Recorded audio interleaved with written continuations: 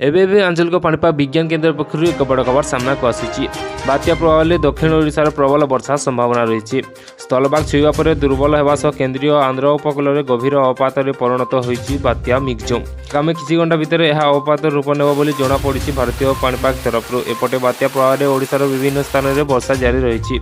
विशेषकर दक्षिण ओडिशार मालकानगिरी, कोरापुट और रायगड़ा में अति प्रबल वर्षा नहीं आकलन कर पाणीपाग विभाग। यह 3 जिला पे ऑरेंज अलर्ट जारी कर गंजाम, गजपति, नवरंगपुर, कलाहांडी और कंधमाल में प्रबल वर्षा नहीं येलो वार्निंग जारी कर। आज 8 जिले में प्रबल वर्षा संभावना रही। वर्षार प्रभाव आगामी 24 घंटा जाए रहिबो। बात्या मिगजोम प्रभाव में प्रबल वर्षा संभावना थिबारु गजपति जिले में आज सब स्कूल और अंगनवाड़ी केन्द्र छुट्टी घोषणा कर। तेज बर्तमान ओडिशा रे बात्यार भय नहीं बोली सूचना देइछंती एसआरसी सत्यव्रत साहू।